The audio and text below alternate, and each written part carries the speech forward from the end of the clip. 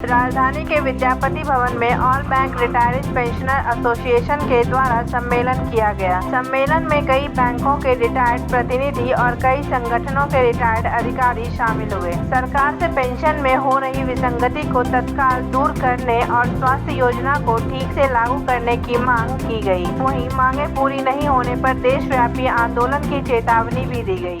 National bank pensioners and retiree association का ये ट्राइएनियल conference है।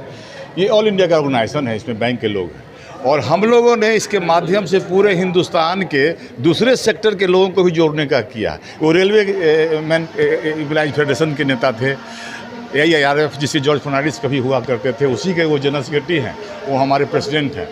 यहाँ रेवेन्यू सर्विस के लोग भी आए हुए हैं, उसके भी हमारे सेक्रेटरी जनरल आए हुए हैं।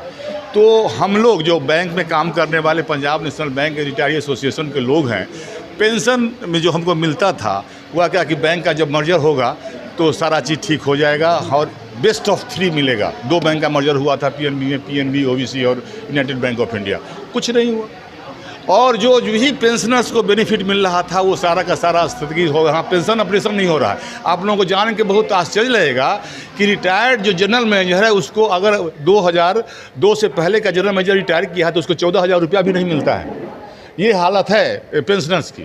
और उसके बाद जो स्थिति है और दूसरे लोगों का समझ सकते हैं आप, हमारा जो प्रीमियम है हेल्थ सर्विसेज का इतना रोज़ बढ़ते जा रहा है। हमारा साथी जितना महीना में नहीं पाता है उससे ज़्यादा 3 महीना का जोड़ के तो उसका प्रीमियम इकट्ठा होगा, तब जाके वो प्रीमियम दे पाएगा। ये हालत है।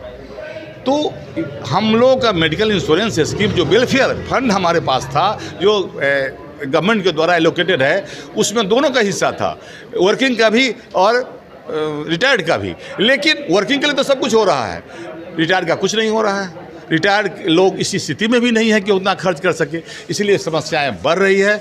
और हम लोग सारे इसके निदान के लिए सिर्फ इकट्ठा ही नहीं है, बैंक के लोग PNB में तो हम हैं मेजोरिटी में, लेकिन हम दूसरे लोगों को भी इकट्ठा कर रहे हैं ताकि सरकार के ताबूत में कील ठोका जा सके और हम इस बात को दूसरे माध्यम से भी सरकार तक उसका बहरा जो कान हो गया वहाँ तक पहुँचा सकें। जो राजस्थान में जिस तरह से पेंशन फिर से बहाल करना चाहिए, क्यों नहीं करना चाहिए?